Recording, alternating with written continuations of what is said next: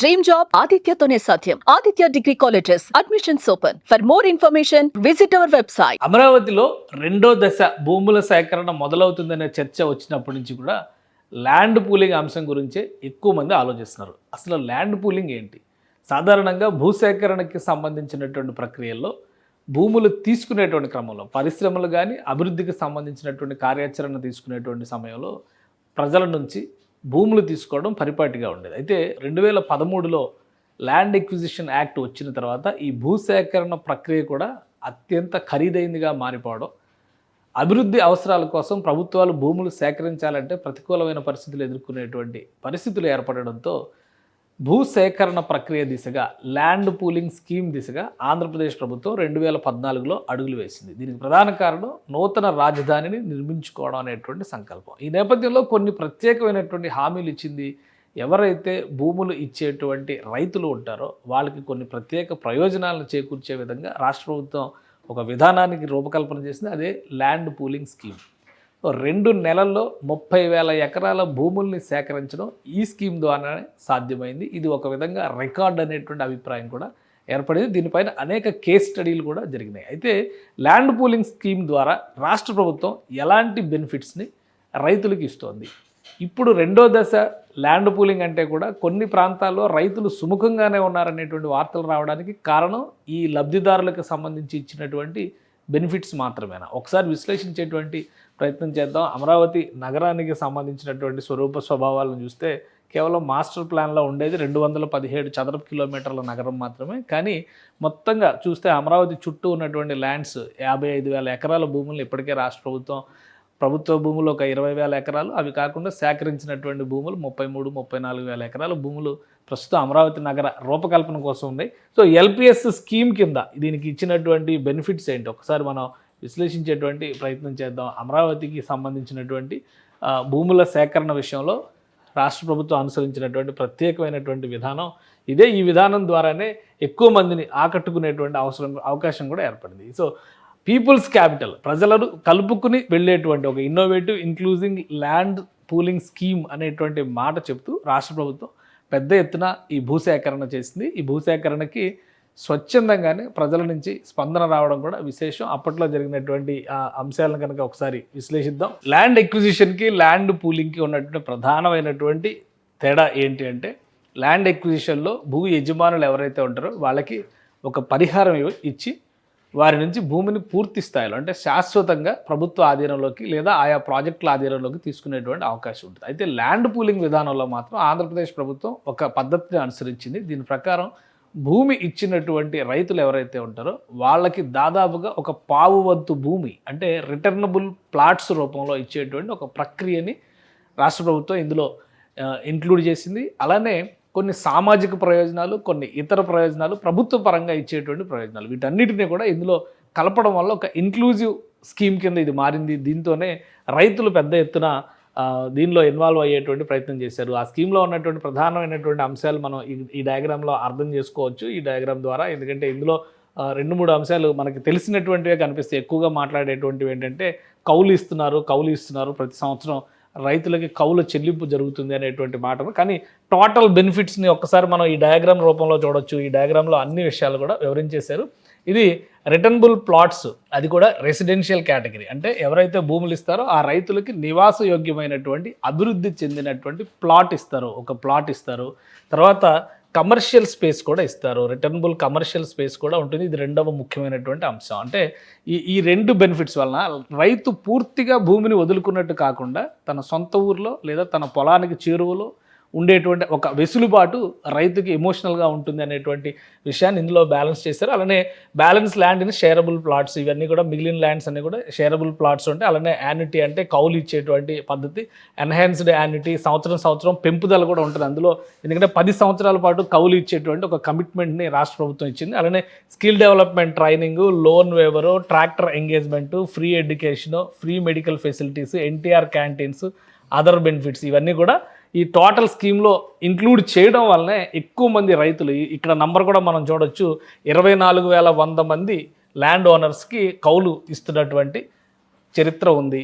గత 10 సంవత్సరాలుగా కూడా. ఎందుకంటే రాజధాని కట్టినా కట్టకపోయినా యాజ్ పర్ ద అగ్రిమెంట్ 10 ఏళ్ళు ఈ కౌలు చెల్లించాల్సిందే. అలానే పెన్షన్స్కి సంబంధించి 20,605 కుటుంబాలకు పెన్షన్స్ ఇస్తున్నారు.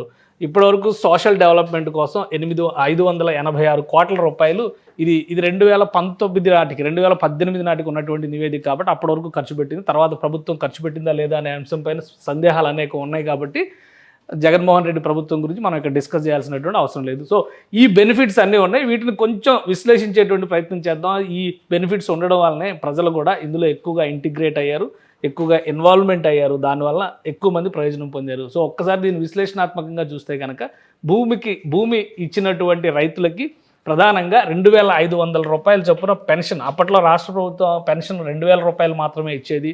కానీ 2,500 రూపాయలు ఈ రైతులకు మాత్రం అంతకు ముందర నుంచి అమలు చేయడం మొదలుపెట్టింది. 10 సంవత్సరాల పాటు క్యాపిటల్ రీజియన్లో ఉండేటువంటి సోషల్ సెక్యూరిటీ ఫండ్ ద్వారా ఈ పెన్షన్స్ ఇచ్చారు. అలానే ప్రభుత్వ నిబంధనల ప్రకారం రైతు కుటుంబాలకు గరిష్టంగా 1,50,000 రూపాయల వరకు వ్యవసాయ రుణాలని మాఫీ చేస్తూ అప్పుడు నిర్ణయం తీసుకున్నారు. ఇక గ్రామ స్థలాల్లో నివసించే వారికి స్థలాధికార పత్రాలు జారీ చేయడం ద్వారా హౌస్ సైట్లను రెగ్యులరైజ్ చేసుకుంటే ప్రభుత్వ భూముల్లో 2014 ఇక్కడ ఒక డేట్ పెట్టారు, 2014 డిసెంబర్ 8 నాటికి అప్పటికి ల్యాండ్ పూలింగ్కి సంబంధించినటువంటి విధి విధానాలు రూపొందాయి. కాబట్టి అప్పటి వరకు ఆయా గ్రామాల్లో ఉన్నటువంటి వాళ్ళు ప్రభుత్వ స్థలాల్లో ఉన్న బొరంబోగు స్థలాల్లో ఉన్నా కానీ వారికి శాశ్వత నివాస హక్కులు కల్పించేలాగా కొన్ని పత్రాలు జారీ చేయడానికి కూడా అప్పట్లో ప్రభుత్వం ఈ ల్యాండ్ పూలింగ్ స్కీమ్ కింద అంగీకరించింది. ఇక అభివృద్ధి ప్రక్రియలో ఇల్లు కోల్పోయిన వారికి, ఇల్లు లేని వారికి నివాస గృహాలు ఏర్పాటు చేసేటువంటి బాధ్యత తీసుకుంది. స్వయం ఉపాధి కోసం పేదలకు గరిష్టంగా 25 లక్షల రూపాయల వరకు వడ్డీ లేని రుణాలు ఇవ్వడం నిర్ణయించింది.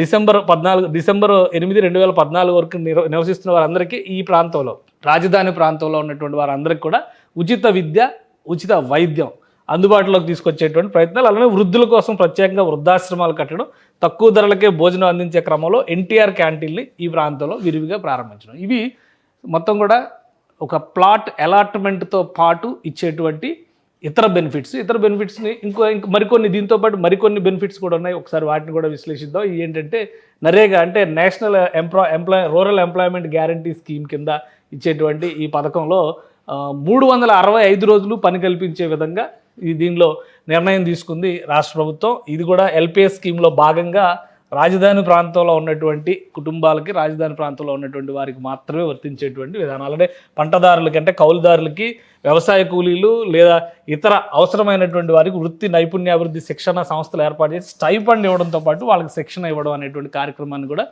ఎల్పిఎస్ కింద అంటే ల్యాండ్ పూలింగ్ స్కీమ్ కిందనే రాష్ట్ర ప్రభుత్వం అమలు చేస్తుంది. ఇక గ్రామస్తులకు చెందిన ట్రాక్టర్లు, ఎందుకంటే వ్యవసాయ పనుల కోసం ప్రతి ఇంట్లో ఒక ట్రాక్టర్ ఉండేటువంటి వెసులుబాటు గతంలో ఉంది. కానీ ఇప్పుడు వ్యవసాయం అటకెక్కేటువంటి పరిస్థితి, రాజధాని నిర్మాణం తీసుకువెళ్ళేటువంటి పరిస్థితి ఉంటుంది. కాబట్టి ఆయా ట్రాక్టర్లని రాజధాని నిర్మాణ పనుల కోసం వినియోగించుకునేందుకు కూడా ఎల్పిఎస్ స్కీమ్ కింద ఒప్పందాలు చేసుకుంది. ఇక అటవీ శాఖ ద్వారా సొంత భూమిలోని టేకు చెట్లు పెరిగినటువంటి ప్రాంతాలు కూడా ఉన్నాయి. అటువంటి వాటిని నరుకుకునేందుకు ప్రత్యేకమైనటువంటి అనుమతులు ఇవ్వడం, సంబంధిత ఫీజుల మినహాయింపు కూడా దీనిలో కల్పించేటువంటి పరిస్థితిని ఈ ఎల్పిఎస్ స్కీమ్ కింద రాష్ట్ర ప్రభుత్వం చేసింది. ఇక మరికొన్ని ప్రయోజనాలు కూడా చూస్తే కనుక సమీకృత భూములకి సమీపంగా అంటే ఏవైతే ల్యాండ్ పూలింగ్ కింద భూములు తీసుకున్నారో వాటికి సమీపంలోనే కొత్తగా ఇచ్చేటువంటి భూ యజమానులకు ఇచ్చేటువంటి భూమిని రిటర్నబుల్ ప్లాట్స్ ఇచ్చేటువంటి ప్రక్రియ హామీ ఇచ్చారు. మార్పిడి హక్కులతో కూడిన భూ సమీకరణ సర్టిఫికేట్ పత్రం జారీ చేయడం, అలాగే మొదటిసారి రిజిస్ట్రేషన్ ఫీజుల్లో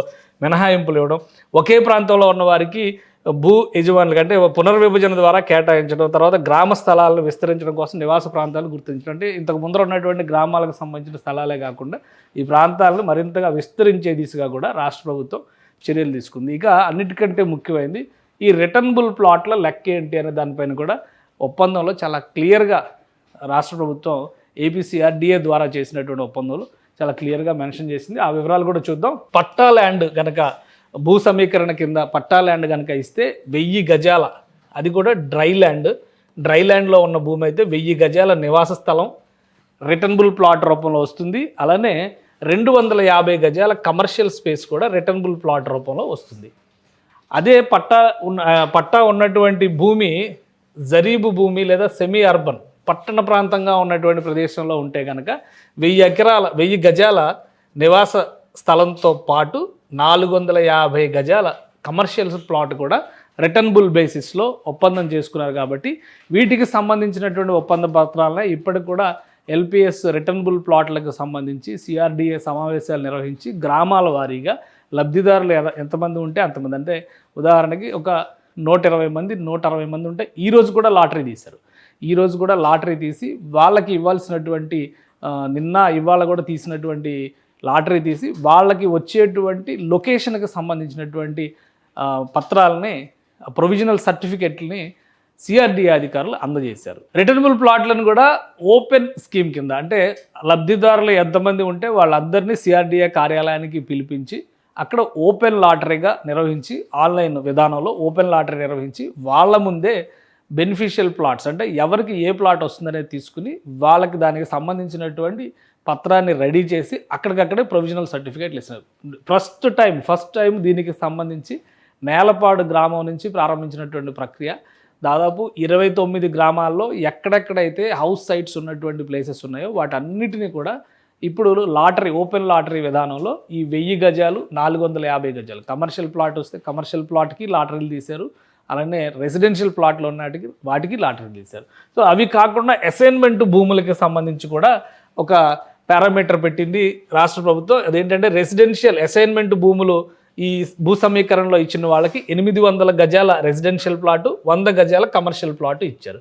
అది డ్రై ల్యాండ్స్లో ఉంటాయి. అదే జరీబ్ ల్యాండ్స్ అంటే సెమీ అర్బన్ ఏరియాల్లో ఉండేవైతే కనుక 800 గజాల రెసిడెన్షియల్ అనేది అన్నిటికీ కూడా కామన్ ఉంది. అక్కడ ఇక్కడ ఒకటి చూడండి, 1000 గజాలు ఇక్కడ 800 గజాలు. కానీ ఇక్కడ మాత్రం కమర్షియల్ ప్లాట్ 200 గజాలు వస్తాయి. ఇక్కడైతే కేవలం 100 గజాలే. ఇది డబల్ అవుతుంది అనమాట ఆల్మోస్ట్. ఎందుకంటే అర్బన్ ఏరియాస్లో కాస్త సిటీకి దగ్గరలో ఉన్నవి కావచ్చు, లేదా నేషనల్ హైవేకి దగ్గరలో ఉన్నవి కావచ్చు, ఇలాంటి ప్రాంతాలకు సంబంధించి ఈ పారామీటర్ని పెట్టారు.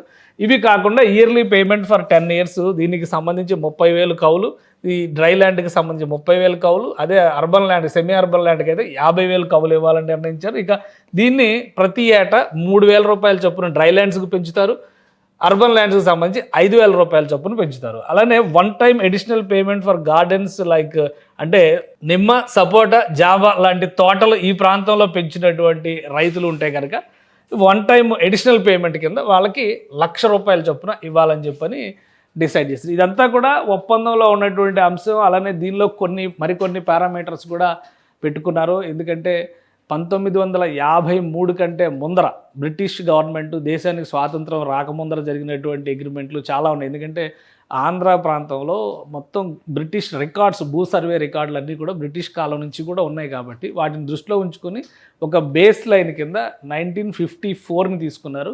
1954 కంటే ముందర ఉన్నటువంటి వాటికి కొన్ని ప్రమాణాలను పాటించారు. 54 తర్వాత వచ్చినటువంటి భూములకి, వివాదాలు లేనటువంటి భూములకి ఒకవేళ వివాదాలు ఉంటే వాటికి సంబంధించినటువంటి పత్రాలు సమర్పించగలిగితే వాటికి ఒక రకమైనటువంటి క్రైటీరియా పెట్టుకొని కొన్ని స్వల్ప మార్పులతో మాత్రమే అమలు చేశారు. కానీ ఓవరాల్గా పారామీటర్స్ చూస్తే ఎవరికైనా కానీ 1000 గజాల పట్టా భూమిని ఎప్పుడైతే ల్యాండ్ పూలింగ్లో హ్యాండ్ ఓవర్ చేశారో 1000 గజాల రెసిడెన్షియల్ భూమి ఖచ్చితంగా వస్తుంది. అలానే కమర్షియల్ ప్లాట్ మాత్రం చిన్న వేరియేషన్స్తో వస్తున్నటువంటి పరిస్థితి ఉంది. అలానే అసైన్మెంట్ భూములకు సంబంధించి కూడా ఒక క్లారిటీ ఇచ్చారు. సో ఇవన్నీ కూడా రైతులకు ఇచ్చినటువంటి హామీలు. వీటిని దృష్టిలో పెట్టుకునే మామూలుగా అయితే ల్యాండ్ ఎక్విజిషన్ అనేటువంటి ప్రశ్న వచ్చినప్పుడు ఏ పరిశ్రమ అయితే వస్తుందో, ఏ ప్రభుత్వం ఏ ఫ్యాక్టరీ అయితే తెస్తుందో దానికోసం మొత్తం భూముల్ని తీసుకుని అక్కడ ఉన్నటువంటి గ్రామస్తులందరినీ కూడా వేరే ప్రాంతంలో రీహాబిలిటేషన్, రీసెటిల్మెంట్ అంటారనమాట. అంటే పునరావాస కార్యక్రమ ప్రణాళిక కింద దాన్ని తీసుకునేటువంటి అవసరం ఉండేది. కానీ ఇక్కడ రాజధాని నిర్మాణం జరుగుతుంది కాబట్టి రాజధాని రూపురేఖలకు అవసరమైనటువంటి ప్రాంతాలను మాత్రమే ఒక మోడల్గా డెవలప్ చేయాలి. కాబట్టి ప్రజల్ని తరలించడం ఇక్కడ సంకల్పం కాదు. కాబట్టి ప్రజల్ని ఇందులో భాగస్వాములు చేసింది. పీపుల్స్ క్యాపిటల్ అనేటువంటి నినాదాన్ని తీసుకురావడానికి, పబ్లిక్ పీపుల్ పార్ట్నర్షిప్ అనేటువంటి మాటని పదే ఏపీ ప్రభుత్వం చెప్పడానికి ప్రధానమైనటువంటి కారణం ఇదే. అలానే ఎల్పిఎస్ లేఅవుట్ల డెవలప్మెంట్ అనేది ఇప్పుడు ఒక బృహత్తర ప్రణాళికగా తీసుకుంది. ఎంఈఐఎల్ లాంటి సంస్థలు, బిఎస్ఆర్ ఇన్ఫ్రా లాంటి సంస్థలు, పెద్ద సంస్థలకి ఒక్కొక్క లేఅవుట్ని అప్పగించి ఆ లేఅవుట్లు అభివృద్ధి చేసేటువంటి బాధ్యత. అంటే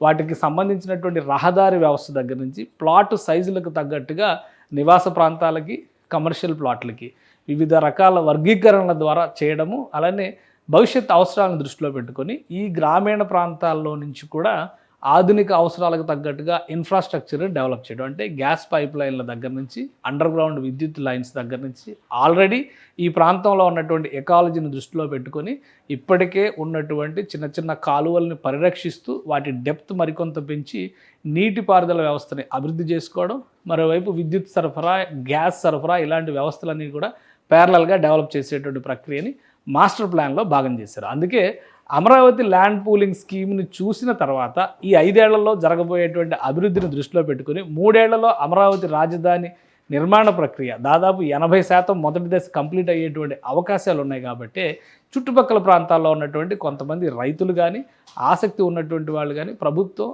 భూ సమీకరణకి ఓకే చెబితే తమ భూములను ఇవ్వడానికి సన్నద్ధంగా ఉన్నట్టుగా వార్తలు వస్తున్నాయి. దాని వెనుక ఉన్నటువంటి కారణం ఇది. ల్యాండ్ పూలింగ్ స్కీమ్లో ఉన్నటువంటి వెసులుబాటు ఇది. దీన్ని వినియోగించుకునేటువంటి ప్రయత్నం, ఆ ప్రాంతంలో రూపురేఖలు మారడానికి ఈ విధానం చాలా వరకు ఉపయోగపడుతుందనేటువంటి అభిప్రాయం, నమ్మకం ఉన్నటువంటి వాళ్ళందరూ కూడా ఎల్పిఎస్కి ఓటేస్తున్నారు.